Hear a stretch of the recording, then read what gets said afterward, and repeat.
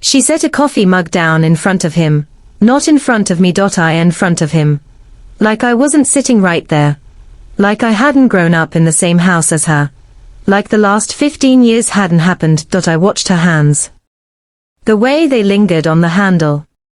The way she didn't look at me when she pulled away. Small thing.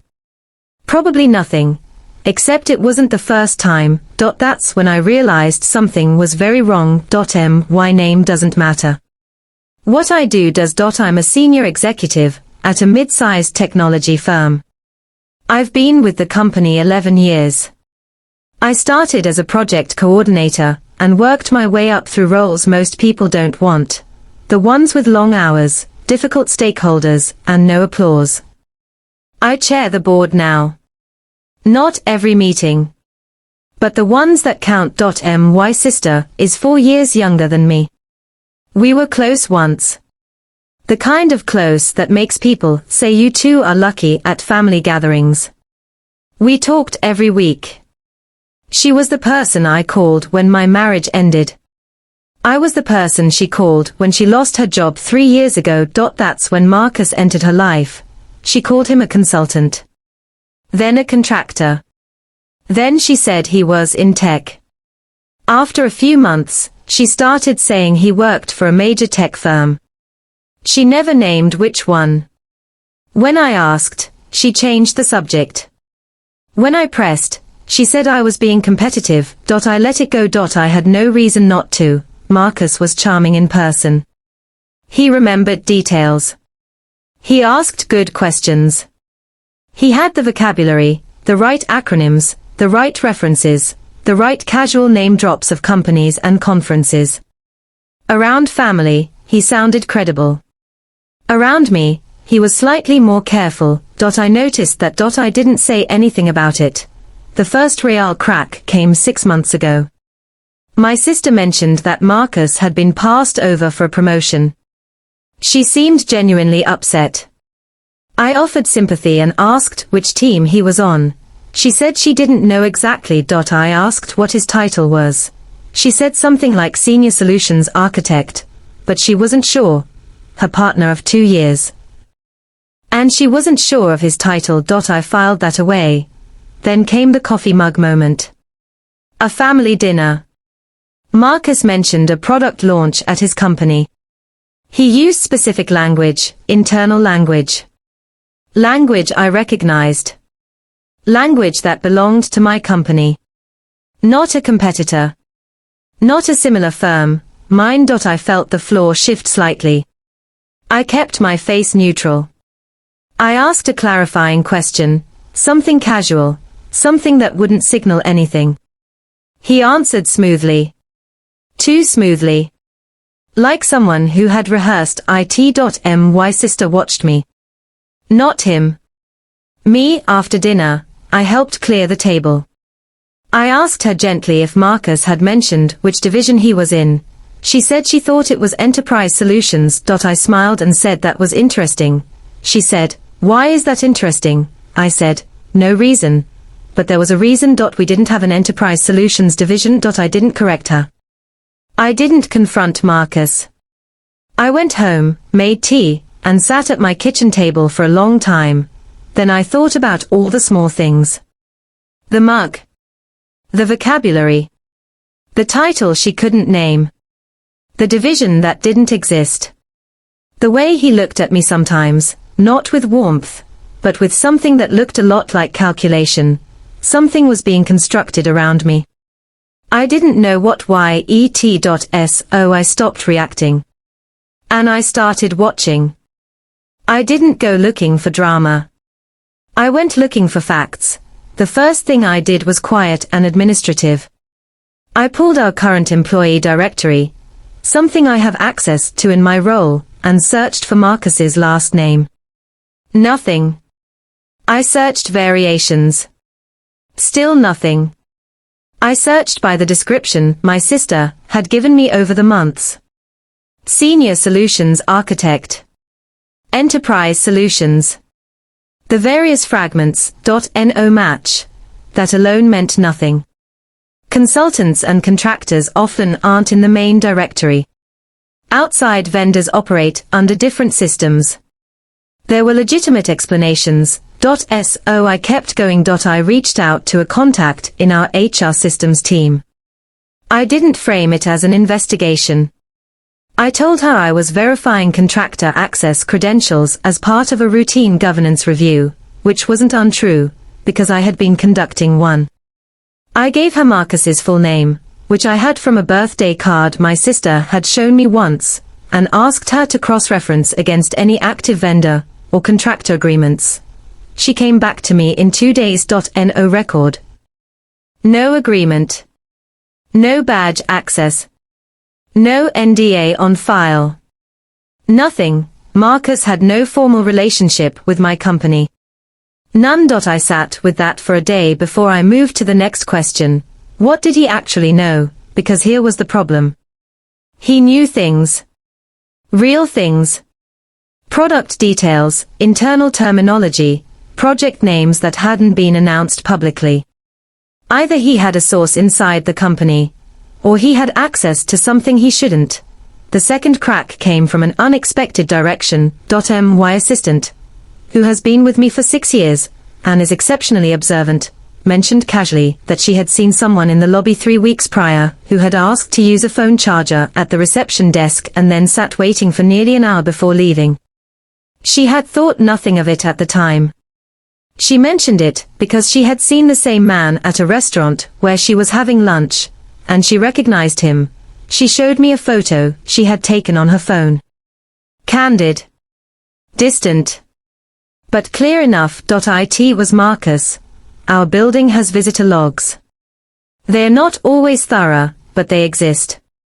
I made a quiet request through building security, framing it as part of an access audit. 3 visits over 2 months. Each time signed in as a guest of a mid-level employee in our product division. Each time, that employee later confirmed, when I asked separately and carefully, that they had never actually invited him. The sign-ins were fraudulent. Then came the document. My assistant forwarded me an email she had flagged. Something that had come through a shared project inbox she monitored. It was addressed to an outside address I didn't recognize. Attached was a slide deck. Slides that had come from inside our company. Pre-release product roadmap information. Slides that had been assembled and partially altered, just enough to obscure origin, but not altered well enough. I recognized the formatting. I recognized 2 specific diagrams that my own team had created. I didn't open the attachment again after the first review. I forwarded it immediately to our internal security team under a confidentiality flag and asked them to preserve the thread without alerting the sender or the recipient. Then I closed my laptop. I needed a moment. This wasn't a boyfriend performing for his girlfriend's family. This was something structured. Something deliberate. Someone was feeding proprietary information outward, and Marcus was somewhere in that chain, at the center of it, most likely, and my sister. I didn't know yet what she knew. That was the hardest part to sit with, because confronting them would have ruined everything. The first thing I did was make copies of everything. Not on my work device. Not on the company network. I printed hard copies at a private print shop, paid in cash, kept them in a folder I stored at my accountant's office in a sealed envelope. I sent encrypted digital copies to a personal cloud account, and a second one registered under a different email address I had used for nothing else. I didn't tell anyone at work what I was doing. Not yet. Then I called a lawyer. Not a corporate attorney. Not someone connected to the firm. A private attorney I had used years ago during my divorce, sharp, discreet, and completely outside my professional circle. I met her for coffee. I laid out the facts. I showed her nothing yet. I just described the shape of what I had. She listened without interrupting. When I finished, she asked 2 questions. First, had I obtained any of the information improperly? No. All of it had come through channels I had legitimate access to through my role. Second, was I prepared for the possibility that someone I trusted was involved? I said yes. She said, good. Then we proceed carefully. Over the following 2 weeks, I worked with her and our internal security team, now formally engaged, but quietly, to build a complete picture. The product information that had leaked mapped to a specific window of time. Building access logs, the flagged email, the visitor sign INS, they all pointed in the same direction. Marcus had been gathering information across multiple visits, likely from a contact inside the company, who was either coerced or compensated. The assembled deck had been sent to an external address that our security team traced, with appropriate authorization, to a competitor's third-party research firm. It wasn't the most sophisticated corporate espionage anyone had ever seen. But it was real, and it was documented. The internal employee connected to the fraudulent visitor sign INS was identified. They were junior. They were scared. When security approached them under the guidance of our legal team, they cooperated immediately. They had met Marcus at an industry event. He had befriended them over several months. They hadn't fully understood what they were facilitating until it was already in motion. That conversation was kept quiet. What I didn't do was contact my sister. I thought about it. I picked up my phone more than once. But my lawyer's advice was clear: no personal communication that could be perceived as interference or a warning. If my sister had knowledge of what Marcus was doing, that would need to surface in a controlled environment, not in a phone call that I made because I was struggling. I was struggling. I won't pretend I wasn't. She was my sister. And I didn't know yet if she was a victim or something else. Both possibilities were difficult. Marcus, for his part, was calm. He and my sister came to a family lunch. He talked easily. He asked about my work, specifically about an upcoming board meeting, which was publicly referenced in a press release our company had issued. I told him it was routine. He said he was sure I'd handle it well. I thanked him. What I didn't tell him was that the meeting he was referencing was the one where I would be presenting findings from our internal security review. The one where HR, legal, and 2 external investigators would be present. The one that had been moved, at my request, to a format that would include in-person attendance from several stakeholders, including one member of our board who had a background in white-collar litigation. I had also, quietly, requested that building security hold a particular visitor badge. One pre-filled with Marcus's name. Because 2 days before that meeting, acting on advice from our legal team and in coordination with the appropriate authorities, we had arranged for Marcus to receive a message through my sister, who was told only that we wanted to acknowledge his connection to the industry, inviting him to attend the session as an external guest. He accepted. He thought it was a professional courtesy. They thought it was just another day. It wasn't. He walked in at 9:14 in the morning. He was dressed well. He looked comfortable. He shook hands with the receptionist. He accepted a visitor badge. He signed the log with his full name. I watched this on the lobby feed from a tablet in the conference room. When he entered the room, I was already seated at the head of the table. He saw me and smiled, the same easy smile he always had. He looked around at the others in the room. Legal. HR, security. One external investigator, in a grey suit, who had been introduced simply as a consultant. I didn't smile back. I said, "Thank you for coming.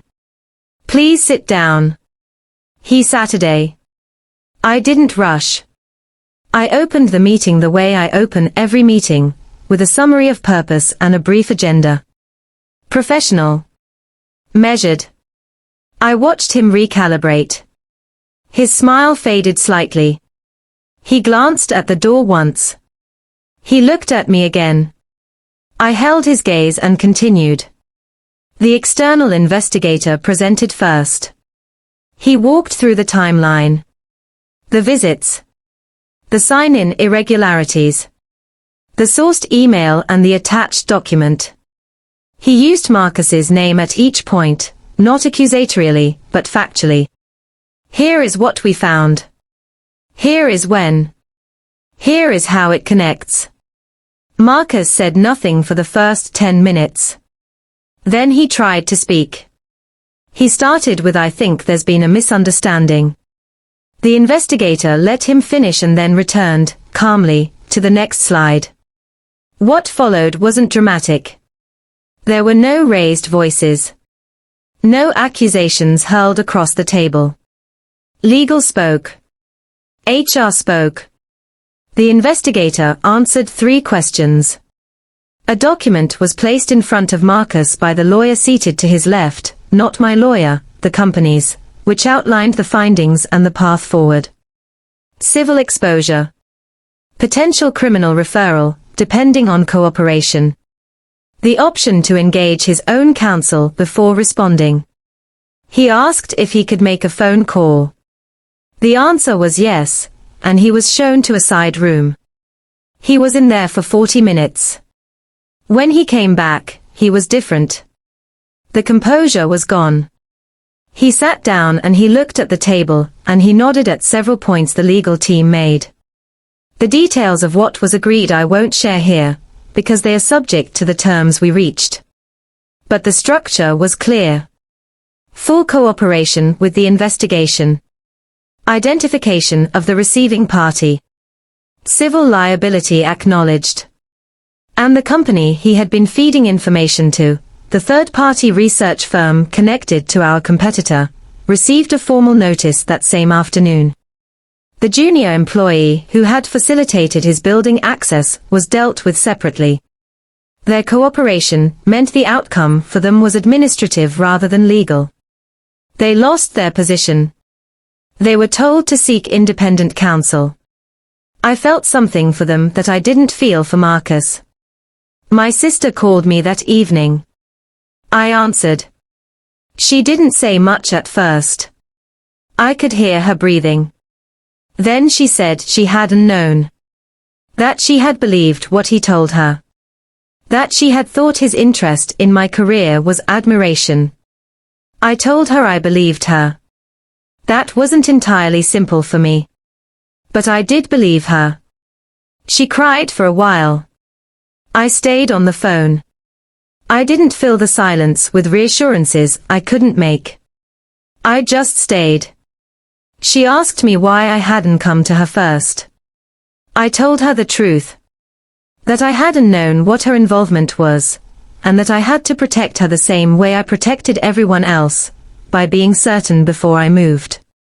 She was quiet for a moment. Then she said, "That's very you." I didn't respond to that. We talked for another few minutes and then said goodnight. I sat at my kitchen table afterward. Same chair as the night this all started. The house was still. Nothing had exploded. No one had screamed. The thing had moved from a quiet wrongness to a quiet resolution, and almost no one outside of those directly involved would ever know the details. That was fine with me.